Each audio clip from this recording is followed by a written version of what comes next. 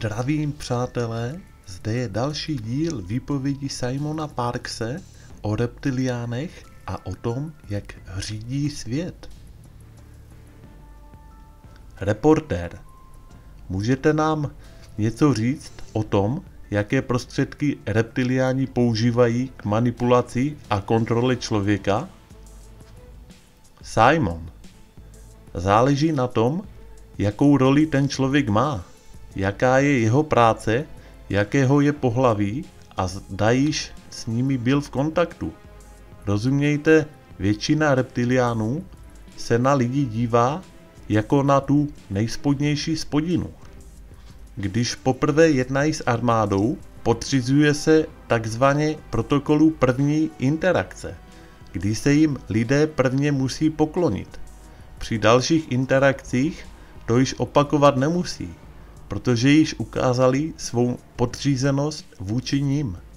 Když se podíváte na velice bohaté, staré a vlivné rodiny, reptiliáni se na ně nedívají jako na sobě rovné, ale jako na pomazané.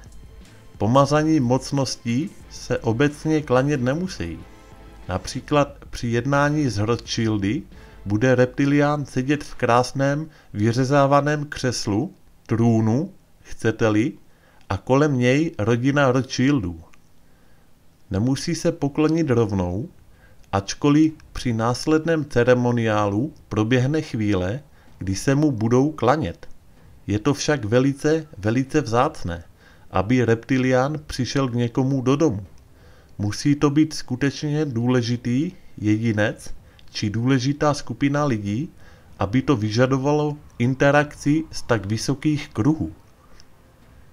Jak říkám, záleží na tom, co pro ně ten člověk znamená, co znamená pro lidstvo. Mají něco, co by se asi dalo nazvat strojem času, který předpovídá možnou budoucnost toho, co který člověk vykoná. A když je někdo vyhodnocen jako možná hrozba, pokusí se dostat do jeho blízkosti a poslat ho na jinou kolej, na jinou cestu životem. Pokusí se změnit jeho osud. Na planetě existuje mnoho mužů a žen, kteří by, pokud by naplnili svůj osud, byli pro lidstvo neuvěřitelně prospěšní. To, o co se tedy systém pokusí, je najít jakýkoliv způsob, jak nenechat člověka přemýšlet o sobě a svém životě. Reportér. O této válce jsem již něco věděl, ale netušil jsem, že existuje určitá spolupráce mezi Plejáďany a reptiliány. Mohl byste nám prosím na toto téma prozradit více? Simon. Jedná se o odnož Plejáďanů. Vždy jsem veřejně říkal, že Plejáďané jsou ve skutečnosti neuvěřitelně bojovní. Jsou jediným humanoidním druhem, který úspěšně odrazil reptiliány. Ostatní lidské druhy, Lyřané nebo Syriané, byli reptiliáni absolutně poraženi. Plejáďané si však skutečně osvojili umění války, věří v oběti, takže zatímco Lyřané nebo Syriané na oběti úplně nejsou, ale Plejáďané se obětují, pokud tato oběť pomůže zlikvidovat 10krát více nepřátel. Jde o to, že Plejáďané jsou lidský druh. Ve skutečnosti jsou vyšší lidé, než jsou lidé na zemi. Pozemšťané jsou bohužel nejnižší stupeň lidstva, ale to je proto, že jsme technicky vzato nová rasa, jak jsme si již řekli. Existuje tedy odnož, která pracuje s reptiliány, ale tak je tomu u každé frakce. U všech se objeví odpadlické skupiny, ať už na základě svobodné volby nebo z donucení.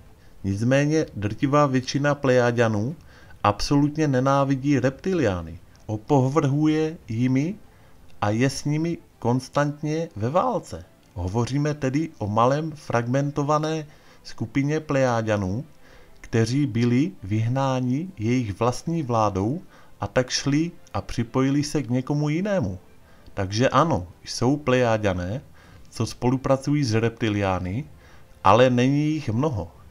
Jsou pro ně velice cenní, protože mají humanoidní vzhled. Lépe se vám získává důvěra jistých lidí, pokud jako člověk vypadáte. Reportér. Takže o čem tedy ta válka vlastně je? Simon. Jedná se o osud lidstva.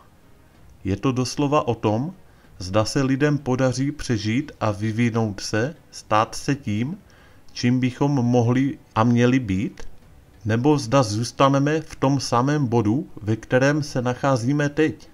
Mění se technologie, máme menší mobily, koně jsme vyměnili za auto, ale co se ve skutečnosti změnilo? Vůbec nic. Nalháváme si, že tu existuje jakýsi vývoj, ale je to jen iluze. Pořád jsme všichni pouze vězni. Tato válka zuří nad zemí, na zemi i pod zemí, energeticky skrze mysli všech lidí na planetě. A doslova za účelem prolomení otroctví, ve kterém žijeme. Lidé jsou zotročeni, ale systém běží už tak dlouho a je tak chytrý, že to většina lidí nechápe, nevnímá to. Nechápe, co a jak je tu vězní. V čem jsou chyceni, jak jsou obelháváni. Nicméně poslední dobou se trochu probouzejí, proto jsou nyní alternativní média tak úspěšná. V současné době proběhly 2 mítinky, jednomu z nich předsedal Obama, kde se seriózně diskutovalo o blokování všech médií, krom těch, která jsou schválena. Technická zpráva z těchto mítinků uvádí, že Spojené státy americké mohou zabránit jakékoliv internetové komunikaci, takže by v podstatě mohli v reálném čase blokovat všechny alternativní zpravodajské společnosti či organizace. Na domácím trhu by mohli blokovat kompletně všechno. Problém byl v odezvě, díky které se k tomuto opatření nepřistoupilo. Lidé chtějí svobodu slova.